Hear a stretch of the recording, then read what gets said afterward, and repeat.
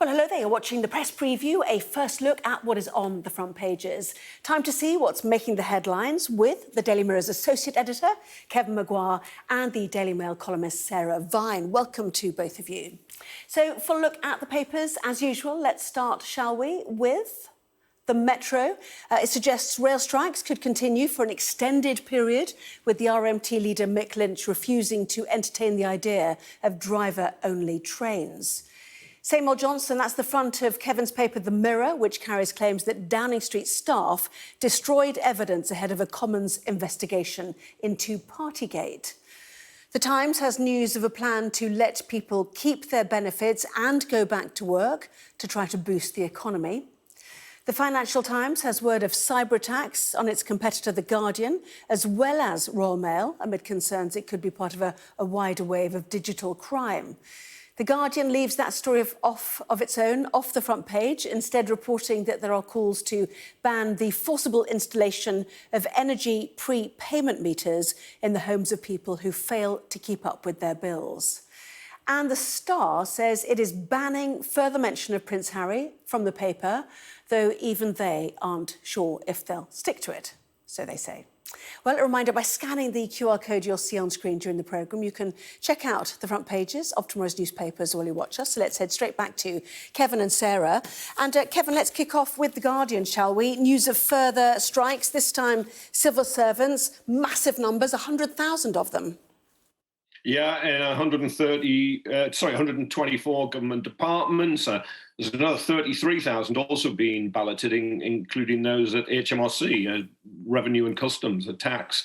So that could be a real problem. But it shows that the wave of disputes is growing, not getting smaller. And it's because so many people at work have problems with the cost of living. They're seeing their living standards fall at a record rate. The government is holding out instead of offering what would be considered fair and decent pay rises.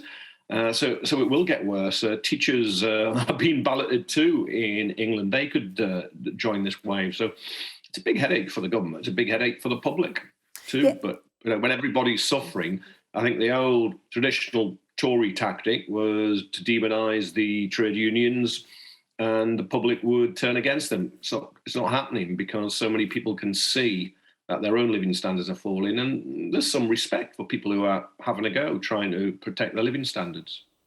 Well, the Metro kicks off on the rail strikes as well. That is disruptive to people trying to get to work, as many do, and giving evidence along with other union leaders before MPs today.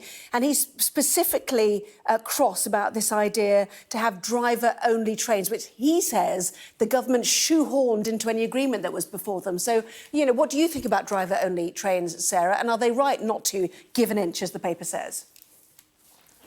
Well, I mean, Mick Lynch is a very bright person, very, very good at what he does. And I think he's hit on something, because I think a lot of people don't want driver-only trains. I don't really want driver-only trains. I was saying earlier, I think we should have nice conductors back and possibly even a, food trolley going up and down. I think people don't like the idea of not having someone in authority on their train. It's sort of, it makes them nervous. And, if something happens, then there's no one to help, is there? So I think it's quite a clever tactic of Mick Lynch's, because, a lot of people agree with him on this one.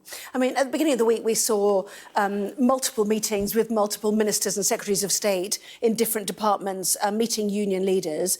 The following day, they talked about having these strike laws. What does the government need to do now, Sarah, do you think? And real deep discussions need to happen, do they? Pat Cullen telling us this evening that we really need to just start talking about the pay that we want.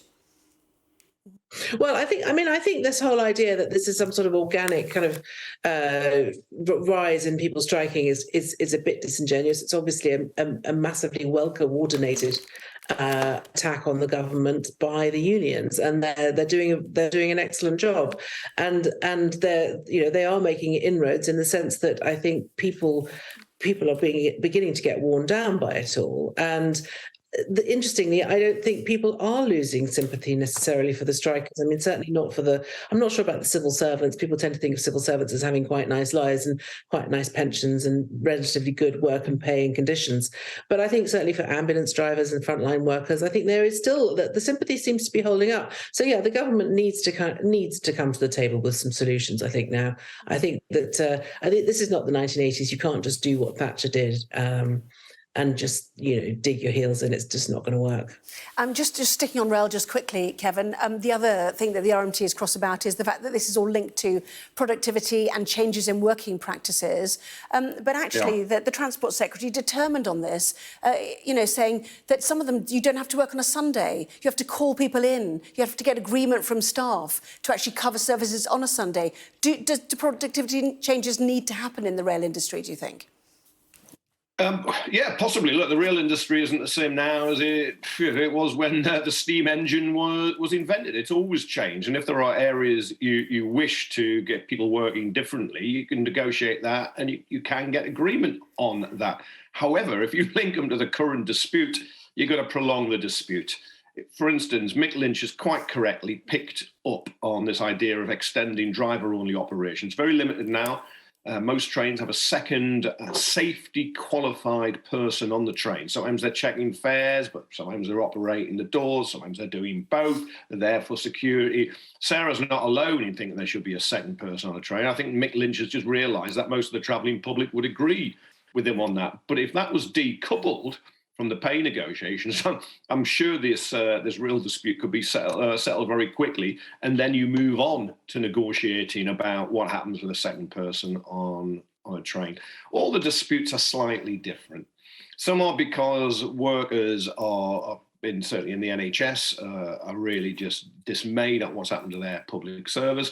Some are because of changes management want to make. You look at Royal Mail. Some are about pay. I suppose that's the thread through them all. But they're all somewhat different. I'm just amazed that the government has been so stubborn and flat-footed on this. Like the Conservatives have managed to be in power for most of the past 3 centuries because they've divided and ruled. Now, they clearly thought they could just divide the trade unions and strikers from the public. That's failed.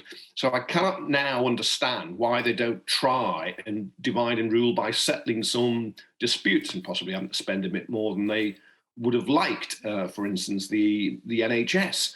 But they're not. They're incompetent, we know. We've seen that. They're tin-eared. We know that.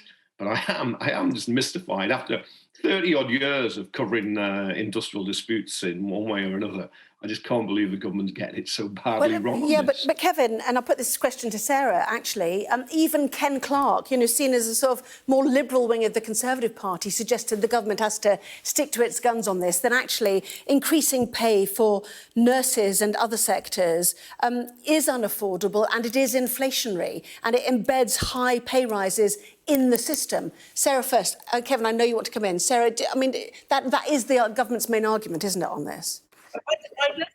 It is their main argument, and it's a logical argument. But the thing is, I don't think that the public. I don't think people think about these particular strikes in a logical way. It's very emotional, actually, what's going on, because you're talking about. We've just been through COVID. We've just seen our frontline workers. We've got all those images of nurses with, masks, making their faces red and tears in their eyes. It's been a very emotional 2 or 3 years in that sector. And I think people just feel they deserve to be paid more. And yes, the government is right. Of course they can't afford it. Of course the country can't afford it. But people have decided, they've got into their heads that we can afford anything because, furlough has sort of put that seed into people's minds. Well, there's always money to be found if we need it. And so this idea that, okay, it's not okay just to say we can't afford it. We have to afford it. It's emotional. It's very difficult for the government to maintain this position because they just sound like they're being really harsh and really sort of, a bit kind of man-Tory about it, because it is just an emotional issue. And this is the problem they have.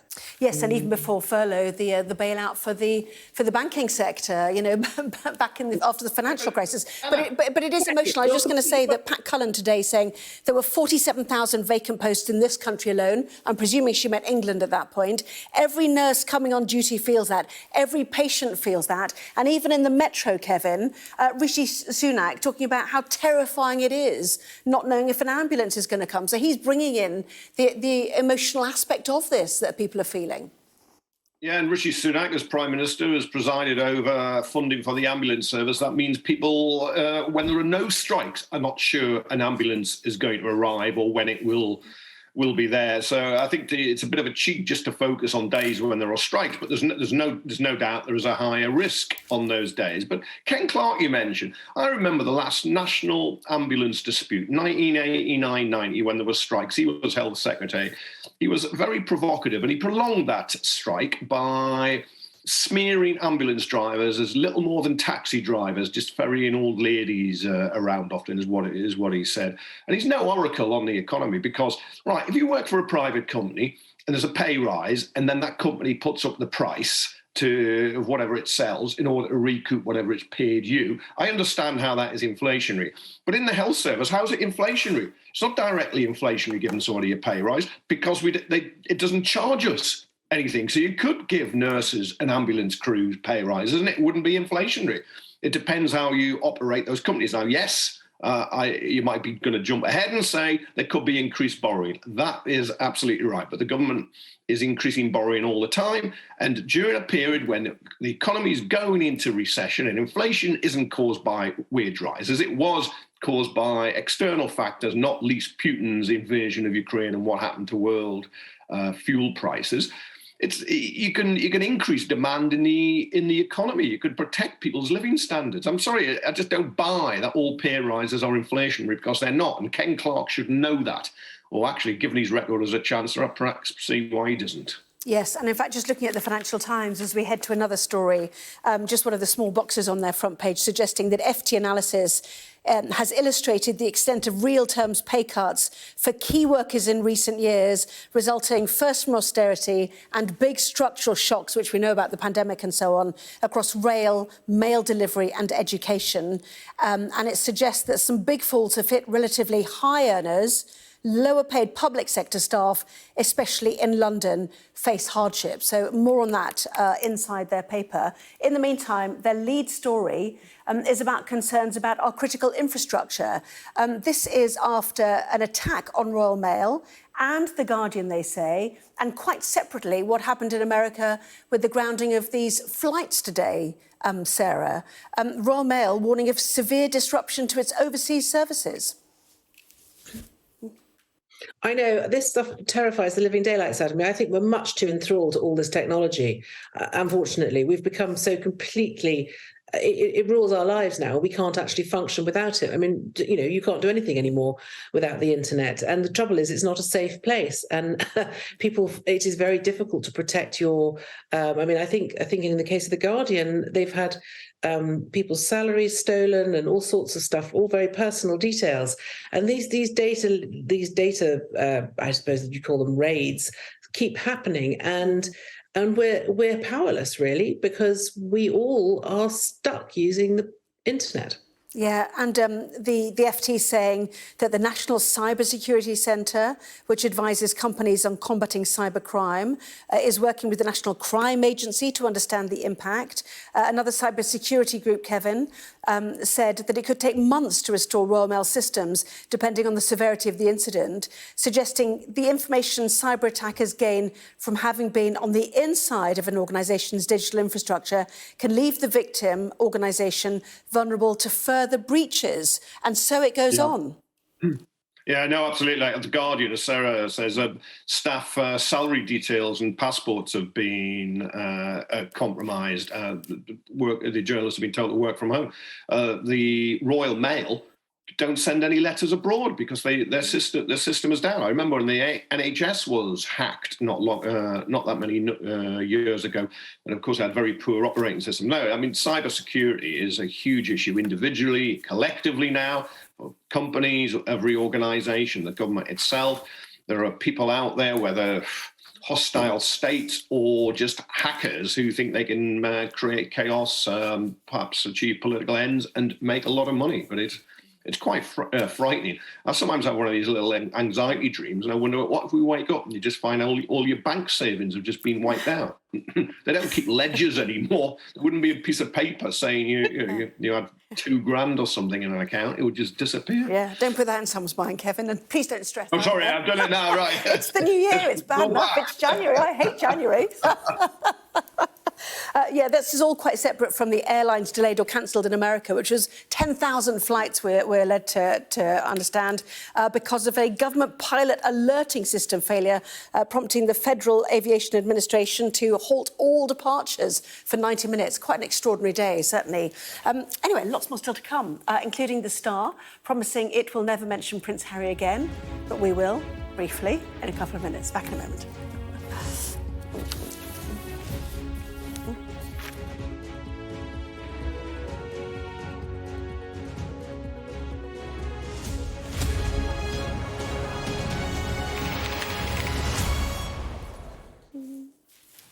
Well, welcome back. You're watching the press preview with me once again, Kevin Maguire and Sarah Vine from the Mirror and the Mail, respectively. Welcome back to both of you. Sarah, should we go to the Daily Mirror, which is continuing revelations about Boris Johnson and his apparent complacency about Partygate? Well, I mean, this is one of the reasons why all these sort of hysterical Tories who keep wanting Boris Johnson to come back just have to hold their fire, because we've really got to wait for this inquiry to happen. I mean, I'm sure. I mean, the Mirror is not exactly Boris Johnson's greatest fan, so I would probably. Sorry, sorry, I don't want to denigrate your front page, but I would probably take it with a tiny bit of a pinch of salt. But it's possible that more revelations will come out, so we just need to get this inquiry done, and then we can all have another conversation about Boris Johnson. Kevin? There's an ITV podcast series in which they've interviewed people who worked in Downing Street, including one who says that they were told to destroy evidence, began destroying evidence, terrible atmosphere in the place, everyone was covering their backs, wondering who was the leaker. Of course, the Mirror was pivotal, brought the story in the first place and the downfall of the Prime Minister, although really brought himself down, I think. And then stories at the party on the eve of the Duke of Edinburgh's funeral was more debauched than Sue Gray's report suggested. Now, when, as Sarah says, hysterical Tories say Johnson will come back, he won't come back because all these stories will come back. And there will be the inquiry. It's underway now. And did he knowingly mislead the House of Commons about these parties when he was denying he went to any parties, or there were any parties, or he knew about any parties? He's more likely, I think, to be booted out of Parliament than he is to be Prime Minister again. Sarah, do you think he does want to come back? Sorry, I don't mean to interrupt you. Yes, I think he 100%. Of course, I think he definitely does want to come back. And I think there are a lot of people who do want him to come back. But what I think is that we need to wait for this process to finish, because until we've had the proper inquiry and everybody's had their chance to say their piece and all the evidence that's been presented, we don't really have the full picture. And that's what we need. And it may be that he's exonerated and it may be that he's not. We simply don't know. As to whether he wants to come back, I think he definitely does want to come back.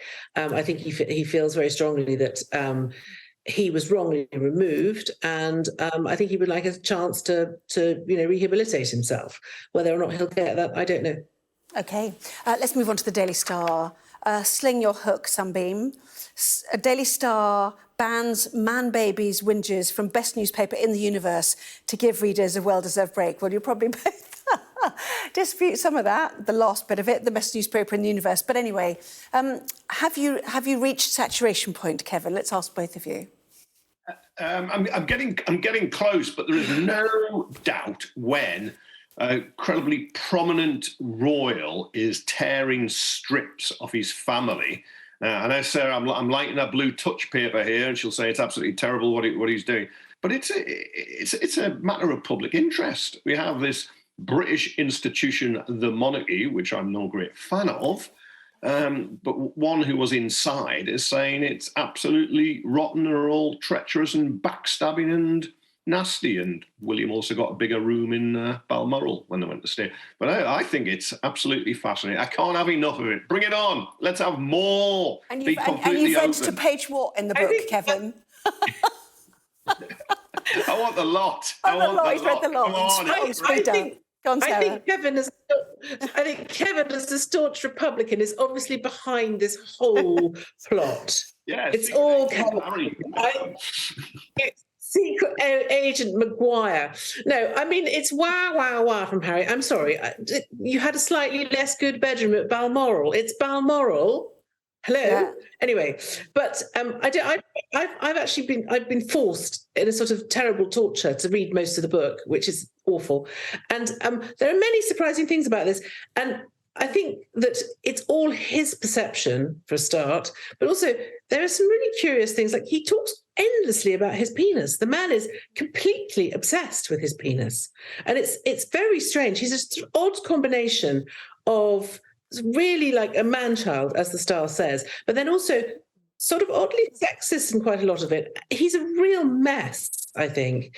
And I have to say, Kevin says that I'm very mean about him. I'm not, actually. I feel quite sorry for him, and I have written that on a number of occasions, that he has had, he had a very difficult thing happen to him, which was awful. And also on Camilla, I understand why he is a bit annoyed that Camilla has, married. Sarah, I'm going to have to cut you off, and it's just getting good as well. I mean, that was all good, but that bit anyway. Sarah Vine, Kevin Maguire, thank you both very much indeed.